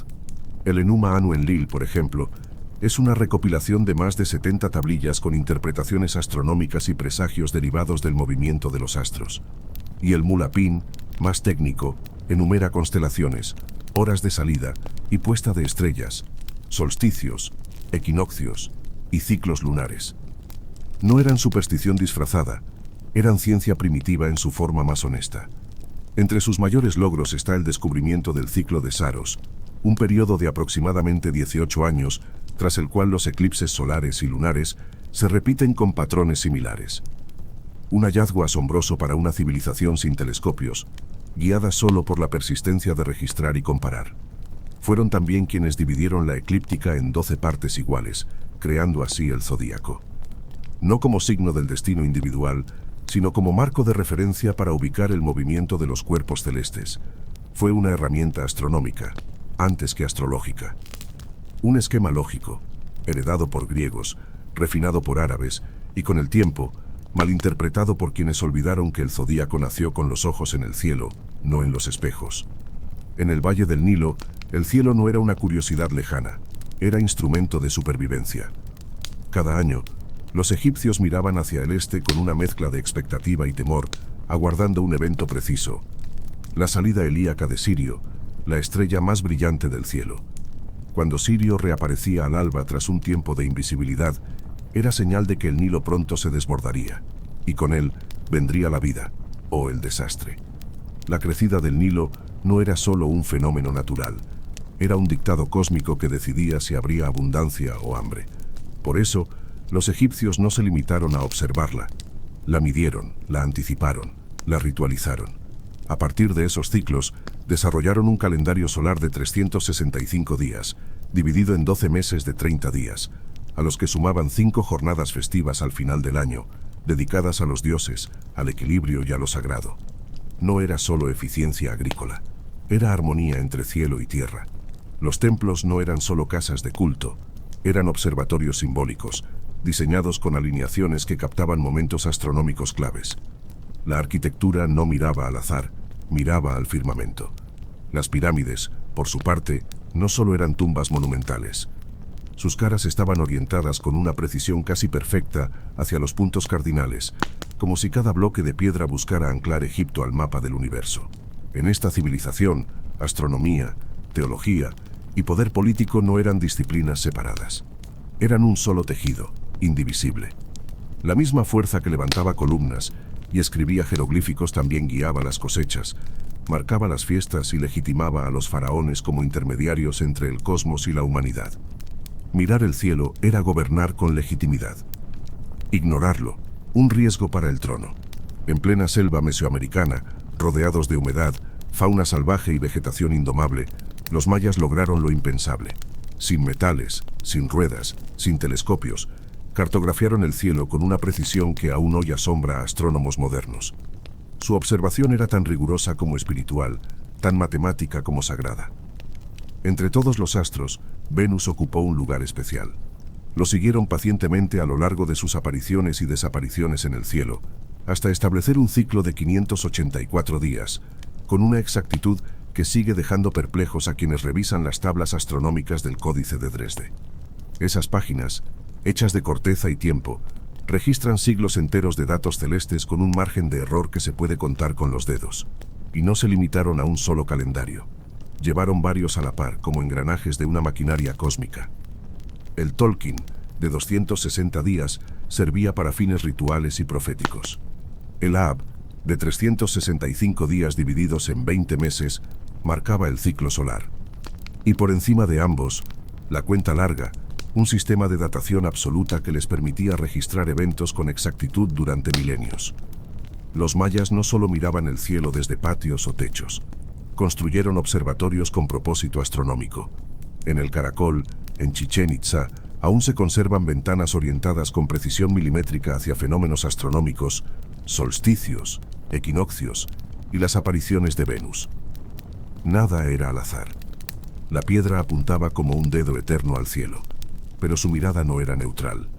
Su política estaba entrelazada con los astros. Reyes y sacerdotes consultaban los cielos antes de declarar guerras, realizar sacrificios o ascender al poder. Gobernar era interpretar el movimiento celeste. El poder, para los mayas, no caía desde la tierra hacia el trono, caía desde las estrellas. En la antigua China, la astronomía no era un campo de estudio reservado a sabios aislados o monjes curiosos. Era una cuestión de Estado, una herramienta de legitimidad imperial, un lenguaje que conectaba la tierra con el cielo y que podía sostener o derribar tronos. El emperador no era solo un gobernante, era el hijo del cielo, una figura que reinaba por mandato celeste. Y si los cielos hablaban, con un eclipse, un cometa o una estrella inesperada, ese mensaje debía ser interpretado correctamente. Porque equivocarse no era solo un error técnico, era un presagio mal leído. Un eclipse no previsto podía costar no solo carreras, sino el colapso de una dinastía entera. Desde tiempos muy remotos, los astrónomos imperiales chinos observaron con disciplina y registraron con obsesión. Documentaron cometas que cruzaban el firmamento como presagios con cola. Anotaron la aparición de manchas solares, siglos antes de que Europa entendiera qué eran.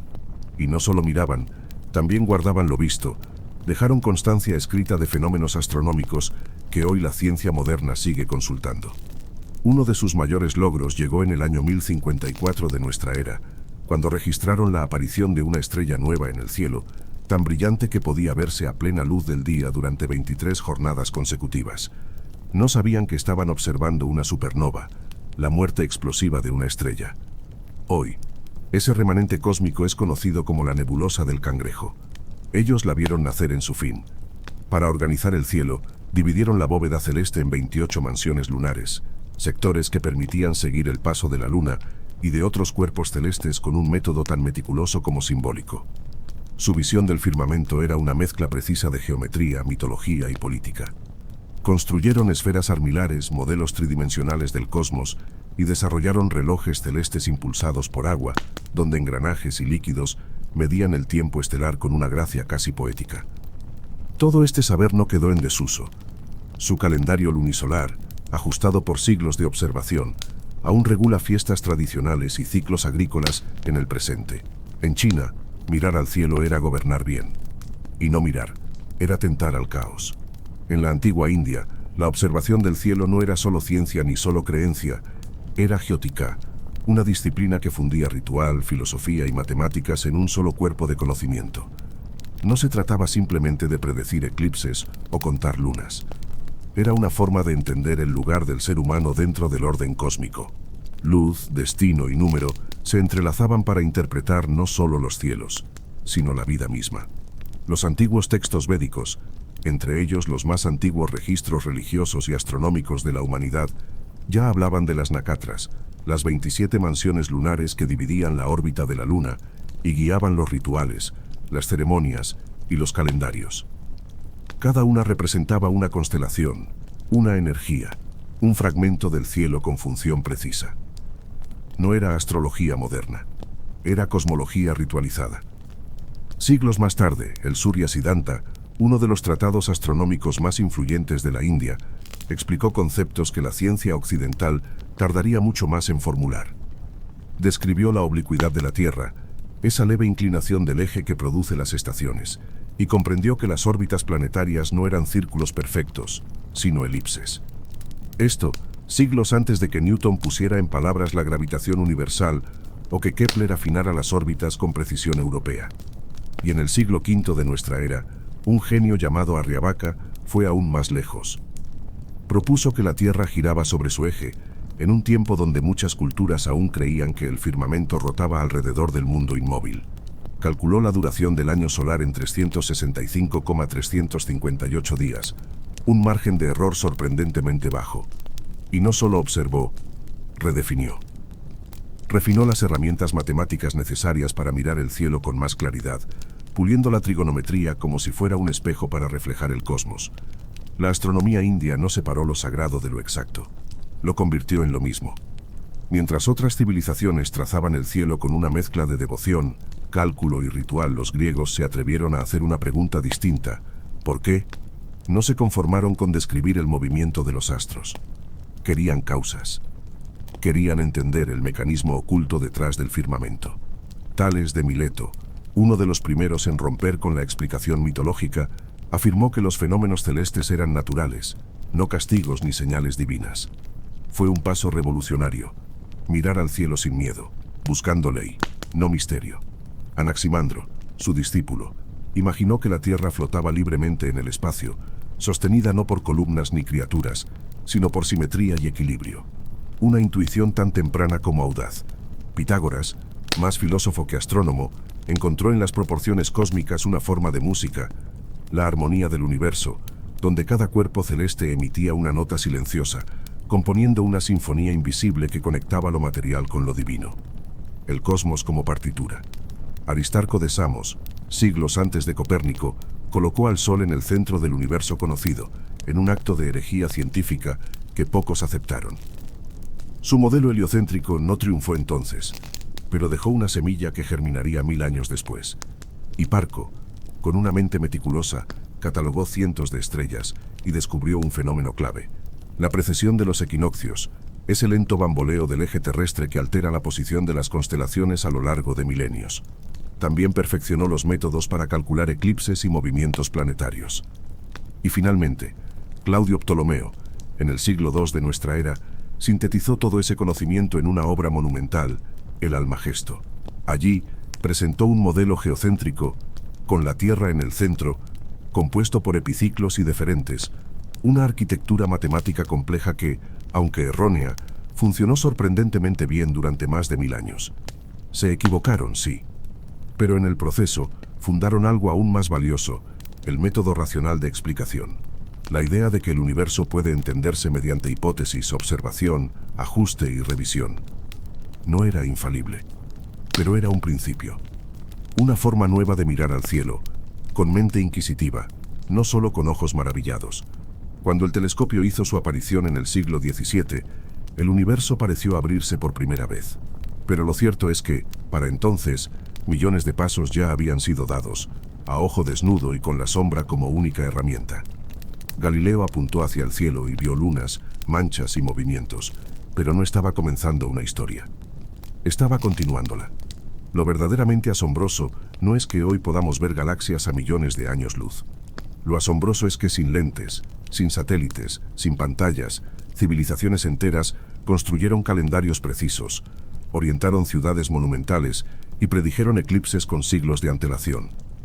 Y lo hicieron desde culturas distintas, con lenguas que jamás se cruzaron, pero con una convicción compartida, que el cielo tiene un orden, y que ese orden importa.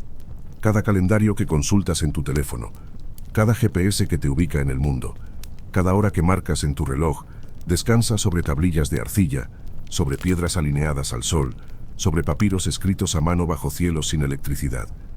Ellos no sabían de agujeros negros, ni de universos en expansión, pero sí hicieron algo esencial, hicieron la pregunta correcta.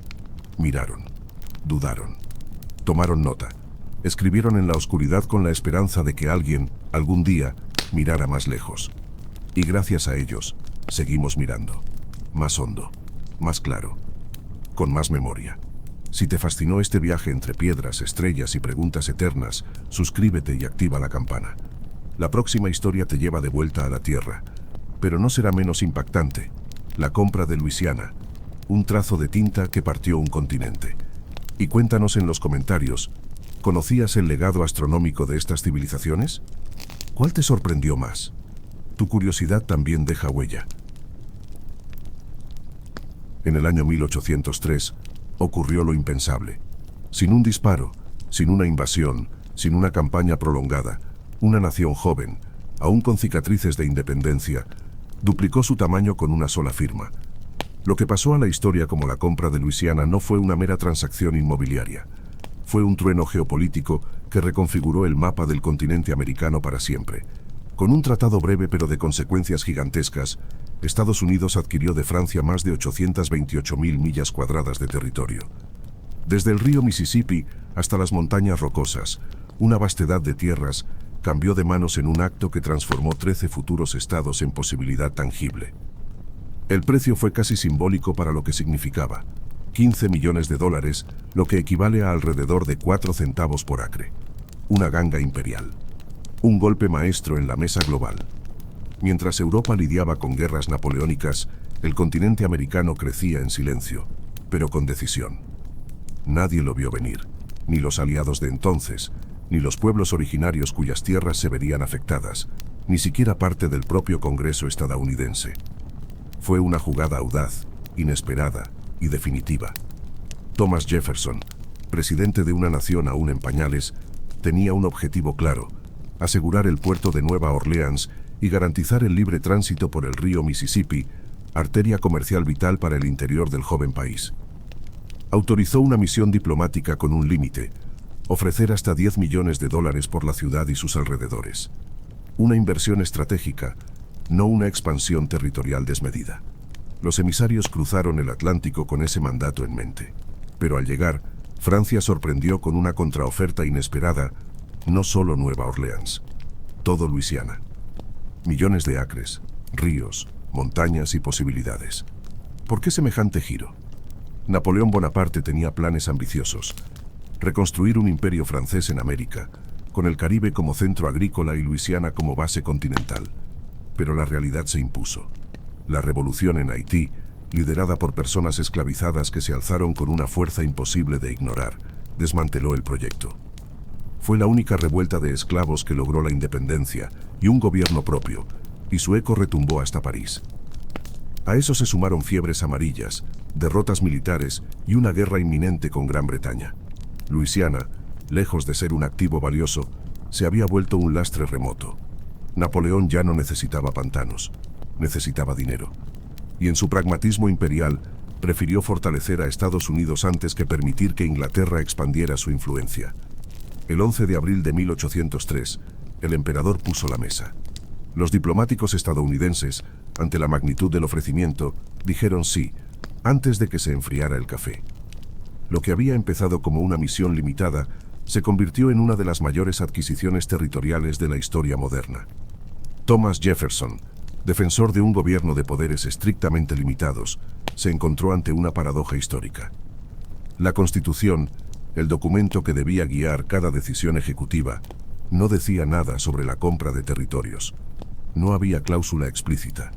No había manual para adquirir millones de acres con una firma. Y Jefferson, siempre receloso de interpretaciones expansivas, dudó. Durante días, contempló una solución más ortodoxa: enmendar la Constitución para legitimar la compra. Pero el reloj corría. El acuerdo con Francia ya estaba sobre la mesa, y retrasarlo significaba arriesgarlo todo. Si vacilaba, podía perder la oportunidad, o peor aún, dar tiempo a Gran Bretaña para interferir y reclamar la zona. La historia rara vez espera a los escrupulosos. Así que Jefferson optó por un camino viable dentro del marco legal: la vía del tratado. La Constitución permitía al presidente firmar tratados con la aprobación del Senado, y eso fue lo que hizo. En octubre de 1803, el Senado ratificó el acuerdo. Con ello, se plantó una semilla jurídica que crecería en las décadas por venir. Jefferson, que tanto temía que la Constitución se estirara hasta romperse, la estiró por necesidad. No por ambición, sino por visión. Aseguró no solo territorios, sino una idea: el gobierno federal tenía el poder de adquirir tierra mediante tratado. Ese precedente sería fundamental. Y no sería la última vez. Esa flexibilidad legal abriría paso a futuras adquisiciones. Florida, comprada a España. Texas, anexionada tras su independencia. Oregón, compartido y luego reclamado. Alaska, comprado a Rusia. Hawái, incorporado tras una compleja serie de eventos. Todo comenzó allí, con una duda presidencial, un tratado oportuno y una constitución que, por primera vez, aprendía a respirar más hondo. El tratado estaba firmado. La tinta se había secado. Pero aún nadie sabía con certeza qué era lo que se había comprado. Se hablaba de ríos, de bosques, de cordilleras, pero más allá del Mississippi, el mapa era casi un lienzo en blanco, lleno de suposiciones y leyendas. Thomas Jefferson, con su obsesión ilustrada por el conocimiento y el orden, decidió no esperar a que el territorio se revelara por sí solo. Encomendó una misión: la expedición del Cuerpo de Descubrimiento. Al frente, colocó a dos hombres de confianza: Meriwether Lewis y William Clark. Partieron desde San Luis en mayo de 1804, acompañados por más de 30 hombres, entre soldados, cazadores y traductores. No sabían cuánto duraría el viaje. No sabían si regresarían. Sus objetivos eran claros pero titánicos: explorar el nuevo territorio, trazar rutas, establecer contacto diplomático con las naciones nativas, evaluar los recursos naturales y, si la suerte los favorecía, encontrar un paso de agua hacia el Océano Pacífico. Un antiguo anhelo de geógrafos, comerciantes y soñadores. La ruta ininterrumpida que conectara el Atlántico con el Pacífico. No existía. Lo que trajeron de vuelta, sin embargo, valía aún más: mapas detallados, diarios de viaje, observaciones meteorológicas, geológicas y etnográficas. Casi 100 especies animales documentadas por primera vez, 178 plantas descritas, culturas indígenas registradas con respeto desigual, pero con minuciosidad notable. Pero todo esto habría sido imposible sin una figura que no lideraba, pero guiaba sin imponerse: Sacagawea, una joven de la nación Shoshone que viajaba con su bebé a cuestas. Su presencia en la expedición no solo abría puertas, evitaba conflictos. Un grupo de hombres armados era sospechoso. Un grupo con una mujer joven y un niño parecía otra cosa. Ella era la señal de que no venían a conquistar. Y más que un símbolo, era conocimiento vivo. Su memoria de los senderos, los pasos de montaña, las plantas comestibles, los gestos diplomáticos, fue indispensable. Sin ella, muchos caminos habrían llevado a callejones sin salida. Muchos encuentros habrían terminado en tragedia. La expedición no encontró una ruta directa al mar, pero dibujó la forma del futuro. Y con cada paso, con cada palabra anotada en un cuaderno húmedo, Estados Unidos comenzaba a imaginarse más grande que nunca. En poco más de 2 años, desafiaron todo límite físico y mental conocido. Recorrieron aproximadamente 8.000 millas, una distancia que hoy asombraría incluso con carreteras y combustible, pero que ellos cubrieron a remo, a caballo y a pie. Ríos sin mapa, llanuras sin fin, montañas que nadie había cruzado con instrumentos científicos, tribus desconocidas para el gobierno que ahora reclamaba esas tierras.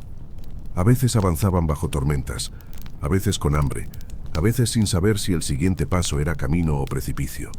En noviembre de 1805, después de atravesar el corazón del continente, llegaron al Océano Pacífico. Allí, en la costa brumosa del noroeste, vieron por fin el fin. No era una línea mágica, sino una playa gris y un mar frío que les dijo: hasta aquí. Invernaron, resistieron, y en 1806 emprendieron el regreso. Lo hicieron con más certeza que al partir, pero también más humildes. Habían comprobado que el territorio era más vasto, más complejo y más interconectado de lo imaginado. Jefferson había comprado incógnitas. Compró pantanos, praderas, montañas, pueblos, tormentas y posibilidades. Lewis y Clark, con cada paso, empezaron a ponerles nombre. No siempre los nombres correctos, ni con la comprensión que merecían las culturas allí asentadas desde hacía siglos. Pero lo que hicieron fue dar forma a lo desconocido para la mente estadounidense. Lo intangible se volvió cartografía. Lo lejano, relato. Lo imposible, frontera. Para los políticos y los colonos, Luisiana era un lienzo en blanco, un espacio para proyectar mapas, sueños y destinos. Pero para las naciones originarias, esos territorios no eran vacíos. Eran hogar. Tenían idiomas, rituales, alianzas, fronteras invisibles, memoria oral y gobiernos propios. No se les consultó. No se les preguntó si aceptaban el cambio. No se les ofreció voz. En ese vasto territorio vivían más de 50 pueblos: los Omaha, los Osage, los Cheyenne, los Comanche, los Mandan, entre muchos otros. Cada uno con su relación al territorio, con caminos de comercio, redes políticas y espiritualidad ligada a la tierra. El papel firmado en París, lejano y lleno de tinta europea, redibujó mapas sin permiso, como si la sangre y la historia no contaran. Jefferson escribió que los pueblos indígenas podrían integrarse o desplazarse hacia el oeste en la medida de lo posible pacíficamente. Pero dejó claro el otro camino: la fuerza. La idea era que si no cedían voluntariamente, el gobierno actuaría. La presión no tardó. Al volver la expedición de Lewis y Clark, con nombres en los mapas y rutas trazadas, se intensificaron los tratados desiguales, las coerciones diplomáticas y, cuando hicieron falta, los soldados.